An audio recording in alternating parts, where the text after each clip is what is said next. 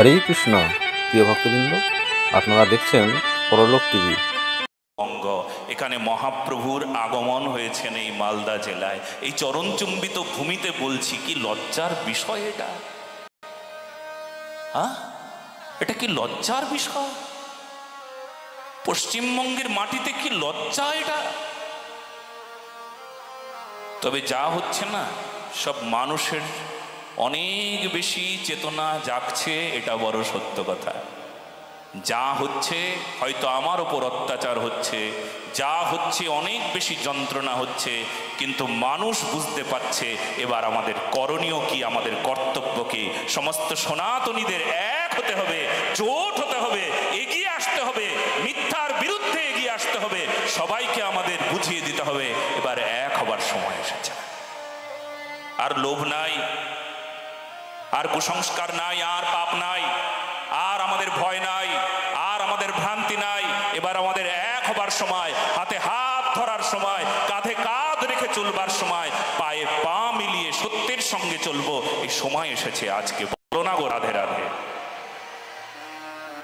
হ্যাঁ, এটা বুঝে গেছে আজ। যেটা শুনছিলাম, ভগবান কৃষ্ণের নামে এমনভাবে কলঙ্ক রটানো হচ্ছে। ভগবান অতগুলো বিয়ে করে আর আমরা করতে পারি না। কার সঙ্গে কার তুলনা দেখো। সেই সময় ভৌমাসুর সহস্র সহস্র রাজকন্যাদের পানি গ্রহণ করে তারপর জেলখানায় নিক্ষেপ করেছিল। ভগবান সেই ভৌমাসুরকে উদ্ধার করবার পর সহস্র সহস্র রাজকন্যাদের কি গতি হতো? তখন সমস্ত রাজকন্যারা না, তখন তাদের মৃত্যু ছাড়া অন্য কোনো উপায় ছিল না। না তাদের স্বামীরা নেবে, অন্য কোনো পুরুষ তাদেরকে গ্রহণ করবে, না তাদের সেই মুহূর্তে তাদের পিতামাতারা গ্রহণ করবে। কারণ নিয়ম ছিল, যদি কারুর পানি গ্রহণ করা হয়, পানি গ্রহণের পর তাকে অন্য কেউ, অন্য কোনো পুরুষ তাকে স্পর্শ করবে না। ভগবান কৃষ্ণ ছাড়া তাদের অন্য কোনো উপায় ছিল না। ভগবান কৃষ্ণ উদ্ধার করলেন, কিন্তু শুধু উদ্ধার করলেন না, তাদের রক্ষা করলেন। আর স্ত্রীর মর্যাদা দিলেন, নিজের স্ত্রী করে রাখলেন, মর্যাদা দিলেন। ভগবান কৃষ্ণের এটা মহানতা না ভগবান কৃষ্ণের এটা কামুকতা ছিল? বলুন আপনারা। ভগবান কৃষ্ণের মহানতা ছিল। এই ভগবানকে একবার বুঝবার চেষ্টা করুন, জানবার চেষ্টা করুন যে ভগবানকে আজকে আঙ্গুল দেখিয়ে দিয়ে বলে ভগবান অতগুলো বিয়ে করেছিল, আমরা কেন করব না? কার সঙ্গে কার তুলনা? অনন্ত কোটি বিশ্ব ব্রহ্মাণ্ড তার মালিক, মালিকের সঙ্গে সাধারণ এইটুকু একটা জায়গার মালিক, হ্যাঁ, এই খণ্ড, এই খণ্ড স্থান, সাধারণ মানুষ, তুচ্ছ জঘন্য নগণ্য একটা মানুষের তুলনা করছে। কার সঙ্গে কার তুলনা? এই জন্য দেবর্ষি নারদও দেখিয়েছিলেন। নারদ বলছিলেন, প্রভু তোমার অতগুলো স্ত্রী, কোনো ঝগড়াঝাটি হয় না?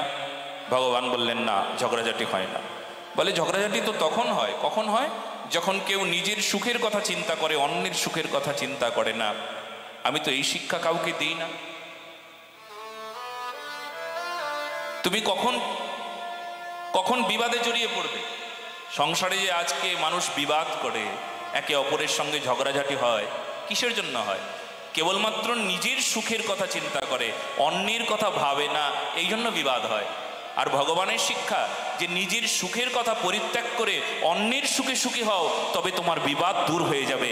ভগবান কৃষ্ণের যারা, তারা নিজের কথা কখনো ভাবে নাই, তারা নিজের কথা পরিত্যাগ করে অন্যের সুখের কথা চিন্তা করেছে, তাই তাদের জীবন থেকে সমস্ত বিবাদ আপদ সব দূর হয়ে গিয়েছে। সমস্ত বিবাদ দূর হয়ে যাবে এই ঠিক এই কাজে। বেশ, চলো। এরপর ভগবান কৃষ্ণ তিনি বিবাহ লীলায় সবাইকে বুঝিয়ে দিলেন, সবাইকে বোঝালেন, সবাইকে জানালেন যে এই প্রকারে চলতে হবে তোমাদেরকে। হ্যাঁ, কি না ভগবান এই শিক্ষা দিলেন যে সবাই নিজের সুখের কথা, এই চিন্তা পরিত্যাগ করে অন্যের সুখে সুখী হয়ে যাও। আর তার জন্য ভগবত উপাসনার বড় প্রয়োজন। দুটো হাত উপরে তুলে আমরা সবাই গৌর হরির ভজনা করি। এবার ভগবান কৃষ্ণের তিনি তার এমন একটা প্রচার তার দ্বারা হলো, প্রচার করলেন তিনি ভাগবত। আসলে ভাগবত প্রোক্তম, ভগবান নিজেই ভাগবতের প্রচারক।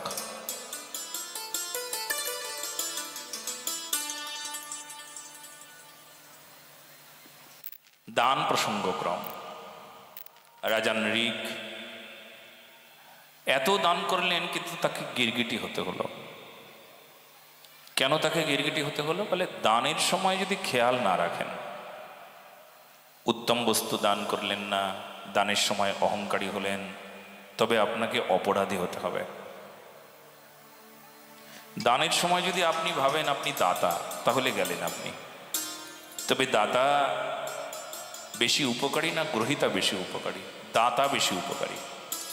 বলে দাতা দান করলেন তুচ্ছ সাধারণ কোনো বস্তু, বস্ত্র বা অন্য কোনো সাধারণ কোনো জিনিস দান করলেন, দক্ষিণা, গৃহ, আপনি যেটাই দান করছেন, দান করলেন সাধারণ বিষয়, কিন্তু আপনি কি লাভ করলেন জানেন?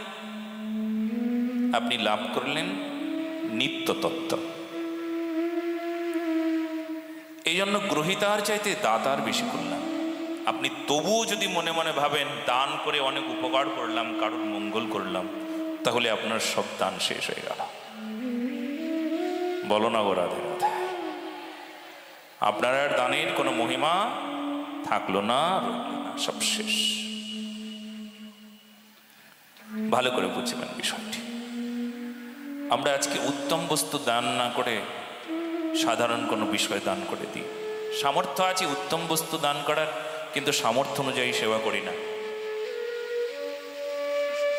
সেবা অপরাধের মধ্যে একটা বিশেষ অপরাধ, আপনার সামর্থ্য আছে ভালো করে সেবা করার, কিন্তু আপনি সামর্থ্য অনুযায়ী সেবা করেন না। আপনার সামর্থ্য আছে ভালো একটা বস্ত্র দেওয়ার, কিন্তু এমন একটা বস্ত্র দিলেন যেটা পরা যাবে না। হয়তো গুরুদেবকে বা বৈষ্ণবকে বা পুরোহিতকে ডেকে নিয়ে এসেছেন, এমন একটা বস্ত্র দিলেন, সে আর সেই বস্ত্রটা পরতে পারবে না, দামও হবে না, 40 টাকা দাম হবে।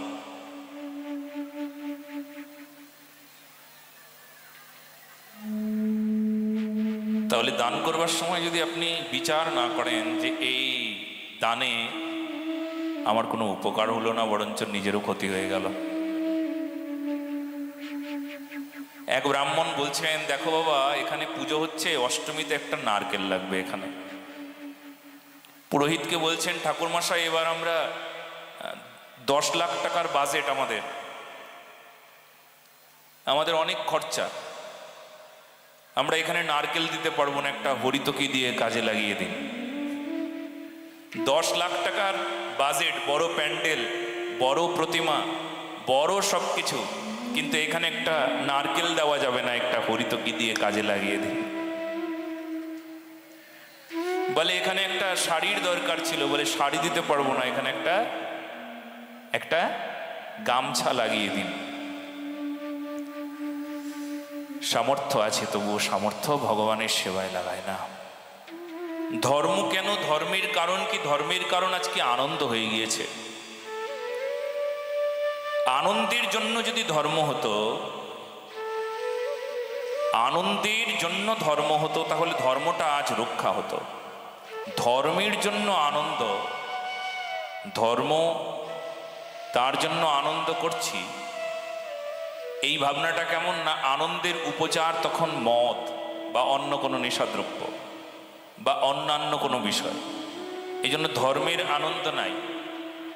ধর্মের জন্য যে আনন্দের আয়োজন, সেটাই আসল আনন্দ বলে অনুভব করে।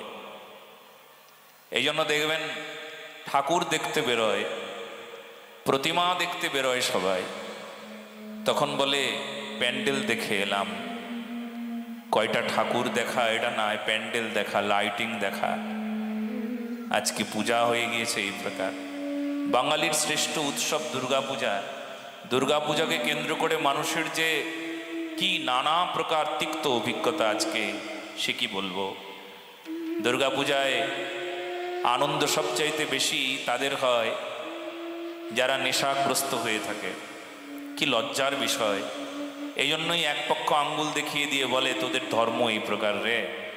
বলবার সাহস কেন পায়? আমরা সাহস দিই। আমরা ধর্মটাকে কলঙ্কিত করছি, ধর্মে কুসংস্কার প্রবেশ করিয়ে 12টা বাজিয়ে দিয়েছি ধর্মের। আর ধর্মের ওপর কেউ আঘাত করতে কিছুই ভয় পাচ্ছে না, কোনো চিন্তা করছে না যে এত বড় সত্য সনাতন ধর্মের ওপর আমরা আঙ্গুল দেখাচ্ছি। দোষটা তো আমাদের। বিসর্জনের দিন মদ খেয়ে ধেই ধেই করে নাচতে নাচতে যাওয়া, বিসর্জন দেওয়ার অর্থ কি? আসলে ধর্মটাকেই বিসর্জন দিচ্ছে এরা। এরা জানে না পূজার অর্থ, এদের জানা নাই ধর্মের অর্থ, এদের জানা নাই। আনন্দের জন্য যা খুশি তাই আজকাল করছে। শিবের মাথায় জল ঢালতে যাচ্ছে, মদে মাতাল হয়ে যাচ্ছে, নেশাগ্রস্ত হয়ে যাচ্ছে। জানাই নাই যে নেশা করা যাবে না, মহাদেব নিষেধ করেছেন। এমনকি তিনি শিবপুরাণে বলছেন, আমার নাম করে যে গঞ্জিকা সেবন করে তার থেকে আমি 100 যোজন দূরে অবস্থান করি। এদের জানা নাই। এরা মনে করে নেশাটা বাধ্যতামূলক, নেশা করা উচিত, নেশা করলে মহাদেব খুশি হয়, তার প্রসাদ খাওয়া। এই সমস্ত ভ্রান্তিতে ভরা আমাদের ধর্মের এই কুসংস্কারগুলোকে যদি না শুধরানো যায় তাহলে সব শেষ হয়ে যাবে। কিন্তু এই সমাজটাকে বাঁচানো যাবে না। সমাজের মানুষ এই ধর্ম থেকে যেখানে সুন্দর একটা তাদের হৃদয়ে একটা সুন্দর প্রভাব পড়বে, ভালো কিছু তাদের হৃদয়ে অনুভব হবে, সেটা না হয়ে সেই হৃদয় হয়ে যাবে মলিন, নোংরা, আবর্জনাময়। সেই জন্য খুব সাবধান। এমন কিছু করা যাবে না যেটা ধর্মের উপর আঘাত হবে, এটা করবেন না।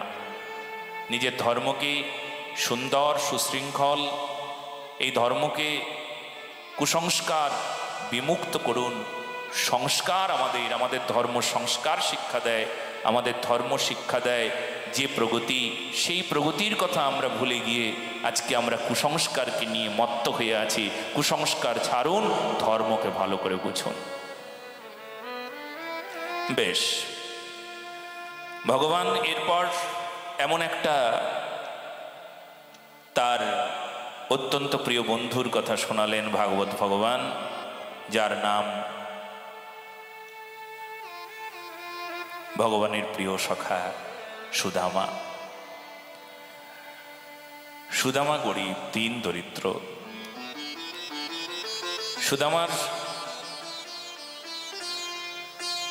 সুদামা 3 বারই ভিক্ষে করতে যায়। ভিক্ষেতে যা পায় সেটা নিয়ে ভগবানের ভোগ লাগায়। তবে 3 বারই ভিক্ষে করতে যাওয়ার পর যদি একটা বাড়িতেও না পান, তবে 4 বাড়িতে যান না, সেই দিন না খেয়ে থাকেন। ভগবানকে বলেন, ভগবান ভালোই হয়েছে, আজকে একাদশী ব্রতের ফলটা পেয়ে নেব। আজকে একাদশী ব্রতের ফলটা পেয়ে নেব। ভগবান তুমি বড় কৃপা করেছ। তাই ভগবানের অত্যন্ত প্রিয় শাখা উদ্ধব যেমন প্রিয়, ঠিক তেমনি সুদামা হলেন ভগবানের প্রিয় শাখা। উদ্ধবের হাতে হাত রেখে যেমন ভগবান বললেন উদ্ধব দ্বৈত শাখা, আর সুদামার হৃদয়ে হৃদয়ে রেখে সুদামাকে বললেন, সুদামা আমি অযোগ্য, তোমার বন্ধু হতে পারলাম না। দেখো আমি রাজা, আমার সারা শরীরে কত অলংকার, কত অহংকার,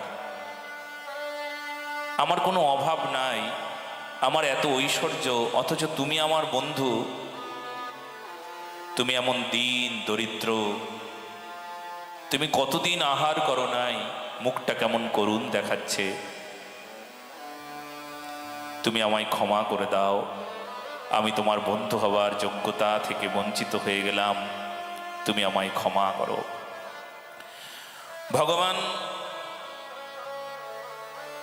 ভগবান সুদামাকে বলছেন, আর সুদামা বলছেন, বন্ধু তুমি আমায় গরিব বানিয়েছ, সেই জন্যই তো আমি তোমার কাছে এসেছি। যদি তোমার মতন ধনী হতাম বা একটু ঐশ্বর্য দিতে, তাহলে অহংকারে মদমত্ত হয়ে তোমায় আমি ভুলে যেতাম।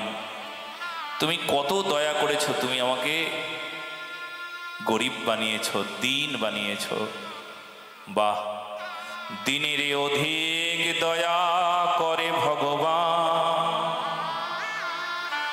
ধনী মানি কুলিনের বড় অভিমান।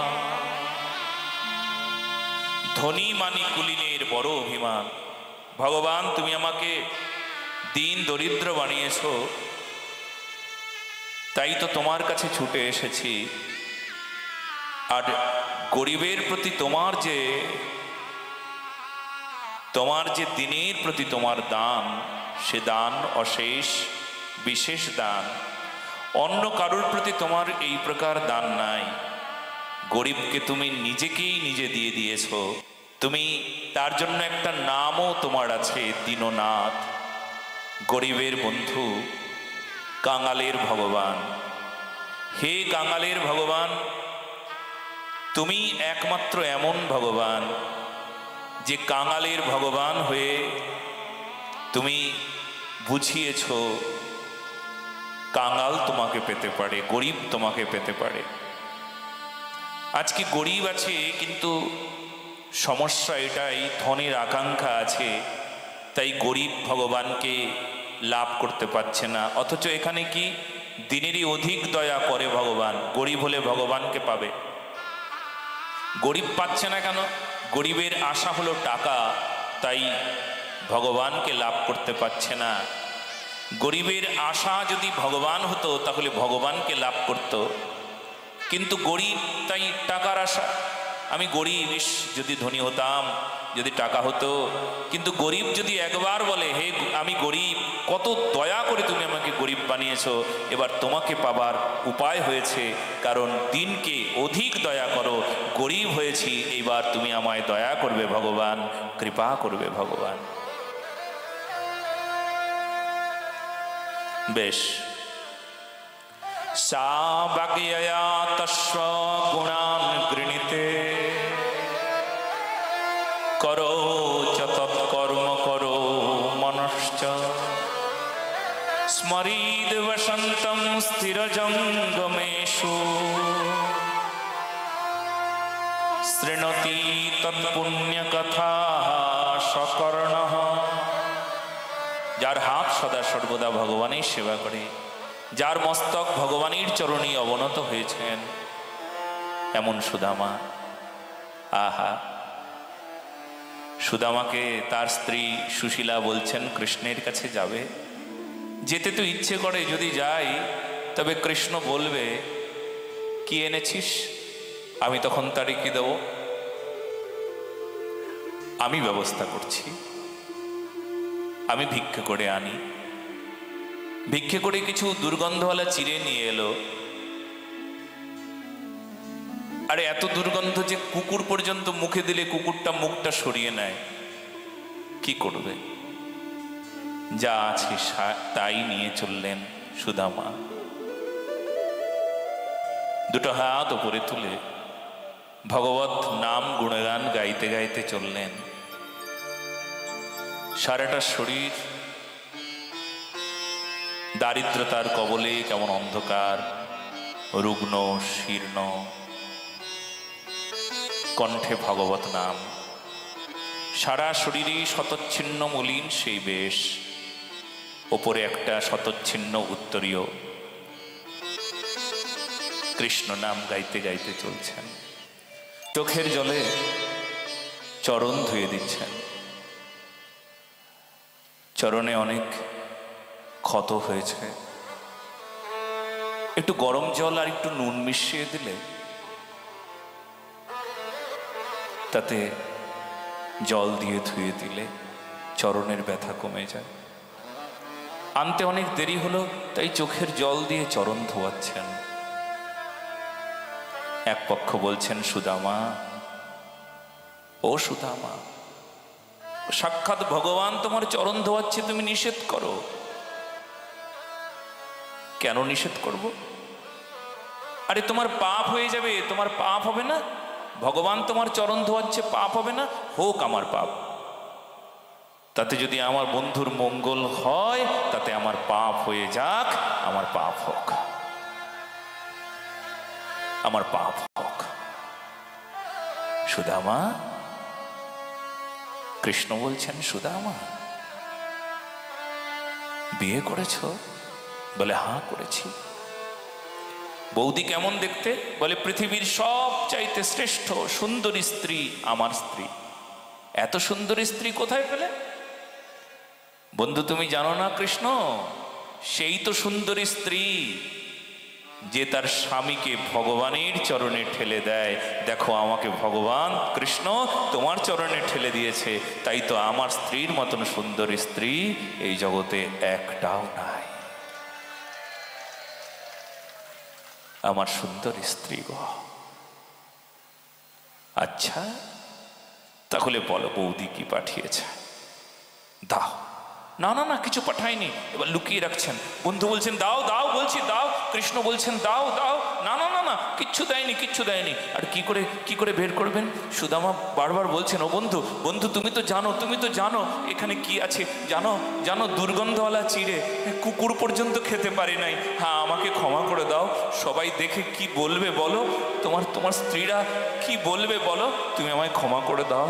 কৃষ্ণ, না বন্ধু, আমি কখনো দুর্গন্ধ সুগন্ধ এইসব বুঝি না। প্রেম আমার সুগন্ধ, প্রেম ছাড়া সব কিছুই আমার কাছে দুর্গন্ধ লাগে। যারা প্রেমে আমায় কিছু দেয় তা আমার কাছে সুগন্ধ বলে অনুভব হয়। এখানে আমার কোনো বস্তুতে আমার আগ্রহ নাই, আমার আগ্রহ তো প্রেমে, তুমি তো জানো। দাও না, দাও বন্ধু। একবার দুবার তিনবার মুখে দিলেন। সুদামাকে বললেন, সুদামা আজকের থেকে আমি তোমাকে ঐশ্বর্য দিলাম, তোমার আর কখনো কোনোদিন কোনো অভাব থাকবে না, কোনো অভাব তোমার আর থাকবে না। বিশ্বকর্মাকে ডেকে বললেন, বিশ্বকর্মা, বিশ্বকর্মা গো, একটা বিরাট অট্টালিকা বানিয়ে দাও, সবচাইতে সুন্দর অট্টালিকা। আজ পর্যন্ত যত অট্টালিকা বানিয়েছ সবচাইতে সুন্দর অট্টালিকা বানিয়ে দাও একটা। কার জন্য? বিশ্বকর্মা বললেন, কার জন্য? আপনার স্ত্রী, আপনার পুত্র।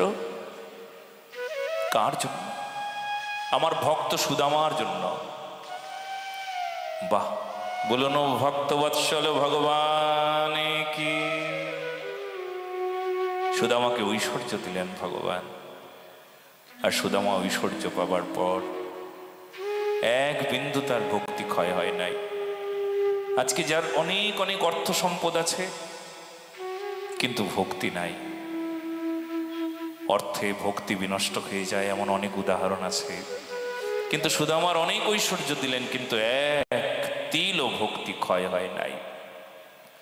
কারণ ভক্তিকে রক্ষা করবার জন্য সাধনা জানেন সাধক।